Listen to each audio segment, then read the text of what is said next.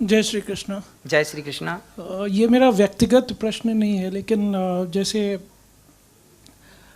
भारत में जैसे श्वेत क्रांति आई, आजकल के ज़माने में बोला जाता है कि भारत में पिंक रिवॉल्यूशन है। जैसे भारत सबसे ज़्यादा एक्सपोर्टर है गौवंश का, और जितने मतलब चमड़ा और इस तरीके की चीज़ें जो भी है यहाँ पे भी हो, जो भी एक्सपोर्ट होता है सारा भारत से होता है।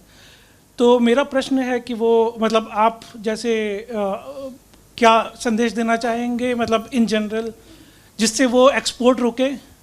और मेरा दूसरा क्वेश्चन है कि इन जनरल जैसे किसी नॉन वेजिटेरियन से जो मांसाहार करते हैं, उनके पास ये मतलब तर्क होता है कि जैसे आप खा रहे हो कोई पौधे या फिर फल मूल जो भी खा रहे हो उसमें भी जान होती है, तो उनको क्या तर्क दिया जाए जिससे वो भी मतलब इस रास्ते में आए। देखिए, ये सरकार का काम है, सरकार अपना ढंग से अपना कार्य करे। हम तो यही कहेंगे कि किसी भी प्रकार से हत्या नहीं होनी चाहिए जीव की, गौवंश सुरक्षित होना चाहिए। इस पर बड़े बड़े आंदोलन भी हो रहे हैं, सरकार पर संत लोग कह भी रहे हैं कि आप हमारी बात माने, हमारी बात सुने, और ये किसी भी प्रकार से गाय की हत्या नहीं होनी चाहिए। दूसरा, आपने पूछा कि पेड़ पौधों को भी जब जान होती है तो आप कुछ भी खाते हैं तो वो तो सबकी जान ही होती है, ऐसा आपका सवाल है। देखिए, सबकी जान अलग अलग है। कुछ प्राण हमारे प्राणों की रक्षा के लिए होते हैं।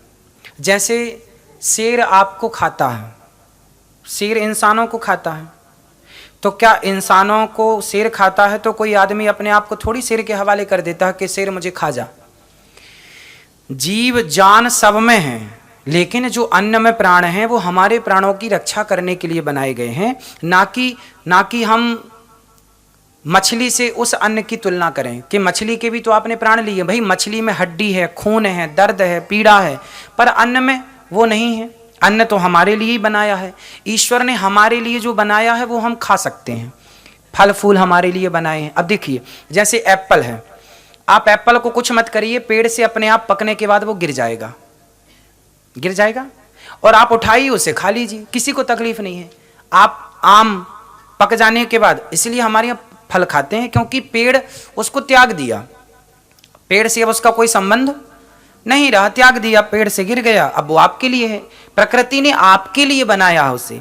मछली को आपके लिए नहीं बनाया, मछली को दर्द होता, तड़पती है, एप्पल को दर्द नहीं होता, एप्पल तड़पता नहीं है, है ना।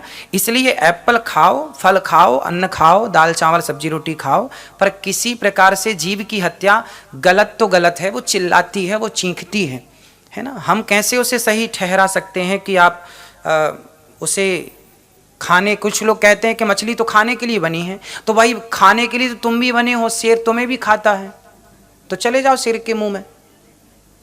कुछ लोग कहते हैं कि अरे मछली नहीं खाएंगे तो मछली की संख्या बहुत हो जाएगी, तो बोले भाई आदमियों की संख्या भी तो बढ़ रही है, जाओ तुम चिड़ियाघर में कूद जाया करो शेर के आगे, आदमियों की भी संख्या तो बढ़ रही है। यदि तुम्हें मछली की संख्या कंट्रोल करनी है तो आदमी भी तो बढ़ रहे हैं, तो कूद जाओ शेर के आगे, चीते के आगे, खा लेगा वो तुम्हें।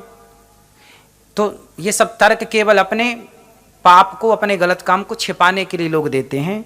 जो उचित है वो तो है ना, वो तो प्रत्यक्ष है कि किसी की हत्या नहीं होने।